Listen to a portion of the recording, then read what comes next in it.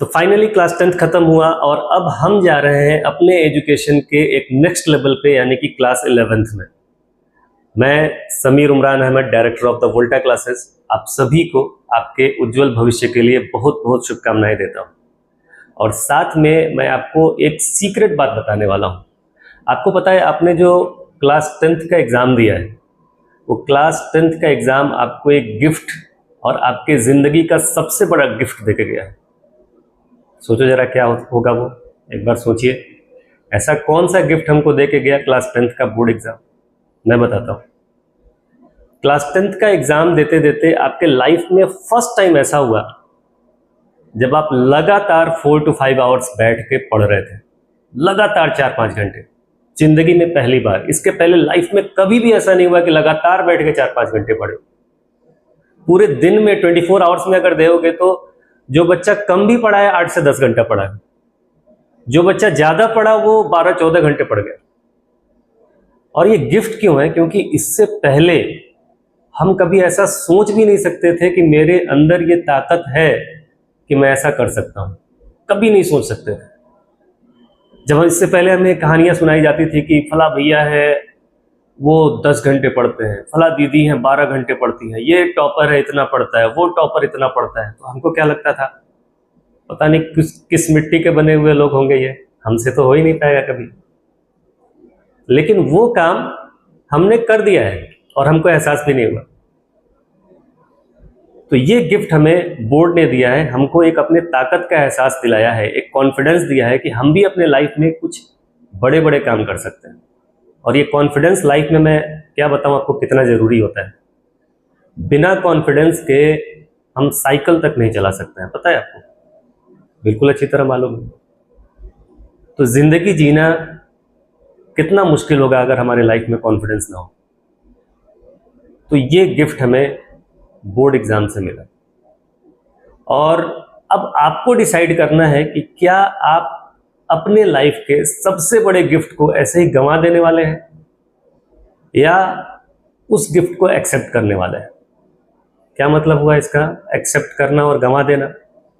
अगर आपको अपने ताकत का एहसास हुआ कि मैं मेहनत कर सकता हूं और मैं वो काम कर सकता हूं जिसकी कहानियां अभी तक सुना करता था, और उस चीज को आप छोड़ देते हैं, मेहनत करना आज के बाद से छोड़ देते हैं, तो वो ताकत आपकी खत्म। आपने उस गिफ्ट को रिजेक्ट कर दिया, नहीं चाहिए मुझे, लेके जाओ गिफ्ट अपना। और अगर आपने उस पोटेंशियल को, अपने उस ताकत को अपने पास बना के रखा कि हाँ अब मुझे एहसास हो गया कि अब मैं जितना चाहूं उतना मेहनत कर सकता हूं, और मेहनत करना जारी रखा क्लास 11th में भी, तो आप कितनी ऊंचाई तक जाएंगे आप उसका इमेजिनेशन भी नहीं कर सकते। तो अब आपको डिसाइड करना है, हमको डिसाइड करना है कि हम उस गिफ्ट को एक्सेप्ट करने वाले हैं या रिजेक्ट करने वाले हैं। और मेरी नज़र में समझदारी तो यही होगी कि जो इतना वैल्यूएबल गिफ्ट मिला है उसको हम कभी भी अपने लाइफ से जाने ना दें। खैर, ये तो बात हुई क्लास 11th में आने के बाद से हमें अपने एक नए ताकत के साथ मेहनत करना है, नए जोश के साथ मेहनत करना है। अब जब क्लास 11th स्टार्ट करते हैं तो फिजिक्स की बात आती है कि फिजिक्स कैसे स्टार्ट किया जाए, कहाँ से स्टार्ट किया जाए। कुछ लोग चैप्टर 1 से स्टार्ट करते हैं जो यूनिट्स एंड मेजरमेंट है, कुछ लोग काइनेमेटिक्स से स्टार्ट करते हैं, और कुछ लोग बेसिक मैथमेटिक्स से स्टार्ट करते हैं, कुछ लोग वेक्टर्स से स्टार्ट करते हैं। मेरी राय में सबसे ज़रूरी होता है बेसिक मैथमेटिक्स। फिजिक्स के लिए, फिजिक्स के लिए सबसे ज़रूरी क्या है? Basic mathematics. क्यों? फिजिक्स, देखो, अगर मुझे फिजिक्स समझाना है तो फिजिक्स तो मैं आपको इतना अच्छा समझा दूंगा कि कोई कितना भी वीक से वीक बच्चा हो, कंसेप्ट तो वो लेकर के जाएगा। फिर फंसता कहाँ पर है? फंसता है कैलकुलेशन में। तो कैलकुलेशन ठीक करने से फायदा होगा हमको, लेकिन कौन सा कैलकुलेशन, कौन सा कैलकुलेशन ठीक किया जाए, बेसिक मैथमेटिक्स में क्या पढ़ा जाए, ये मुद्दे की बात है। तो बेसिक मैथमेटिक्स में हमको पहले तो अपने 9th और 10th क्लास का जो मैथमेटिक्स था उसको ठीक से रिवाइज कर लेना चाहिए। तो वो हमारे लिए कोई बड़ी बात नहीं है। अगर मुझे कोई बोले कि हाँ लीनियर इक्वेशन रिवाइज कर लो, क्वाड्रेटिक इक्वेशन रिवाइज कर लो, linear equation in 2 variables 1 variable दोनों ही कर लो, हमसे बोला जाए ट्रिग्नोमेट्री कर लो, ठीक है, कर लेंगे, सब कुछ आता भी है हमको, कोई बहुत बड़ी बात नहीं है। लेकिन कुछ मैथमेटिक्स का कुछ पार्ट ऐसा भी है जो हमने अभी तक क्लास 10th में देखा भी नहीं है। तो कैसे होगा? नीट वाले बच्चे हैं जो फर्स्ट टाइम वो मैथमेटिक्स की चीज़ें देखेंगे और वो मैथमेटिक्स में कभी नहीं पढ़ने वाले हैं क्योंकि उनका सब्जेक्ट ही नहीं है, वो तो फिजिक्स केमिस्ट्री बायो पढ़ने वाले हैं।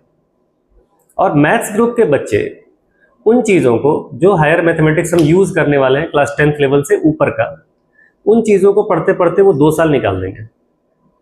फॉर एग्जाम्पल हम कोऑर्डिनेट ज्योमेट्री पर यूज़ करने वाले हैं। कोऑर्डिनेट ज्योमेट्री आप 11th में काफ़ी दिनों बाद यूज़ करना सीखेंगे। हम कैलकुलस यूज़ करने वाले हैं, कैलकुलस आप क्लास 12th में सीखेंगे। हम ग्राफ वगैरह सीखने वाले हैं, वो भी काफ़ी दिनों बाद सीखेंगे। हम लॉग यूज़ करने वाले हैं, वो भी आप काफ़ी दिनों बाद सीखेंगे। तो मैथमेटिक्स वाले मैथमेटिक्स में ये चीज़ें कवर तो कर लेंगे, लेकिन ये चीज़ें कवर करते करते उनका 12th निकल जाएगा। तो अगर इस हिसाब से देखा जाए तब तो फिजिक्स को 12th के बाद पढ़ना चाहिए, क्योंकि मैथमेटिक्स जब कंप्लीट होगा तभी हम फिजिक्स पढ़ पाएंगे। और नीट वालों का क्या? नीट वालों ने तो कभी पढ़ा ही नहीं है और ना ही वो आगे पढ़ेंगे ये पार्ट्स मैथमेटिक्स के, तो उनको तो अलग से पढ़ना ही पढ़ना पड़ेगा।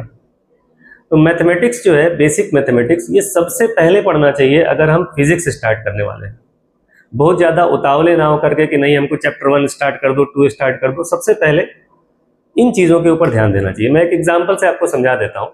आप इंटरनेट पे सर्च करो कोई भी चीज़ का रेसिपी, जैसे गाजर का हलवा रेसिपी सर्च करिए। जब रेसिपी सर्च करोगे तो सबसे पहले वो लिख के आता है वहाँ पे इंग्रेडिएंट्स, हिंदी में बोलते हैं सामग्री, क्या क्या चीज़ें लगेंगी उसके अंदर।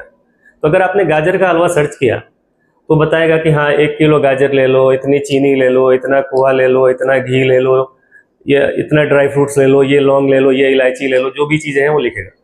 सबसे पहले क्या लिखता है? इंग्रेडिएंट्स, कि क्या क्या चीज़ें हमको इकट्ठा कर लेना है जिससे कि हम लोग अब सीख जाए या अब हम अपना खाना बनाना स्टार्ट कर दें। सबसे पहले वो सामान इकट्ठा करो। ठीक है, सामान इकट्ठा कर लिए। यहाँ पर सामान क्या है कि जब हम फिजिक्स पढ़ने वाले हैं तो क्या क्या चीज़ों का नॉलेज हमको प्रायर होना चाहिए, पहले से क्या क्या चीज़ें पता होनी चाहिए जिससे कि हम सीखना स्टार्ट कर दें। लेकिन कुछ ऐसी भी चीजें हैं उन इंग्रेडिएंट्स के अंदर जो कभी नहीं लिखा हुआ है या कहीं नहीं लिखा हुआ है। फॉर एग्जाम्पल, अगर हम गाजर का हलवा का रेसिपी देख रहे हैं, सब कुछ तो लिख दिया कि इतना गाजर ले लो, इतना चीनी ले लो, इतना जो भी है चीजें, जो भी मसाले हैं ले लो, लेकिन उसमें कहीं भी ये नहीं लिखा हुआ है कि आप एक गैस स्टोव भी ले लो, आप एक गैस सिलेंडर भी ले लो। अब आप बताओ कि क्या गैस स्टोव और सिलेंडर के बिना हम कोई सा भी डिश बना सकते हैं?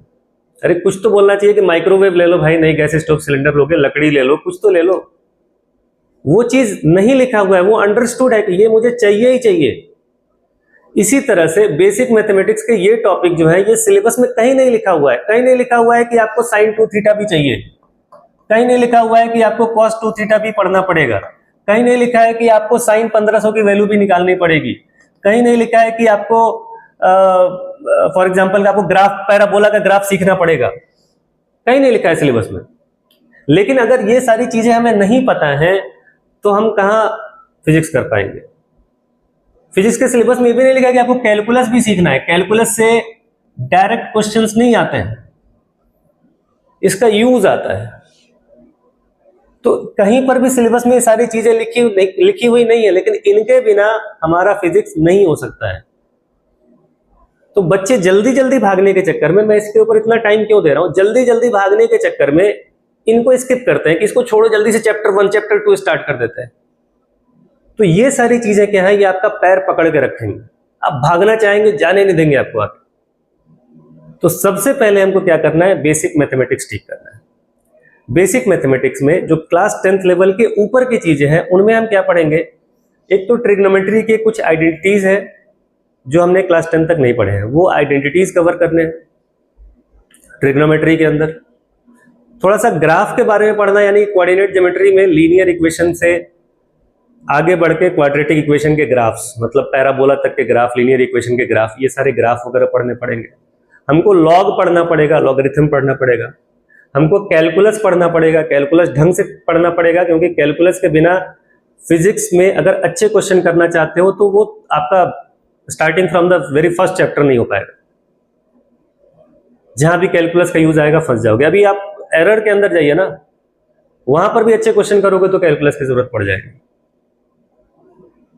तो बिना इनके फिजिक्स का हमारा एक चैप्टर नहीं हिलने वाला है। इसलिए सबसे पहले हमें क्या करना है, बेसिक मैथमेटिक्स कवर करना है। जब बेसिक मैथमेटिक्स हम कवर कर लेंगे, फिर आगे बढ़ेंगे तो हम लोग अपने चैप्टर्स को 1 बाय 1 टैकल करना शुरू करेंगे। तो चलिए स्टार्ट करते हैं बेसिक मैथमेटिक्स के साथ। और मैं क्या बताऊं, ऑफलाइन क्लासेस से हमको टाइम नहीं मिल पाती है बहुत ज़्यादा, और इसके वजह से मैं प्रॉमिस तो नहीं कर सकता हूं कि मैं कितने लेक्चर्स आपको दे दूंगा, लेकिन I will try my best कि मैं ज़्यादा से ज़्यादा लेक्चर्स आपको दे पाऊं।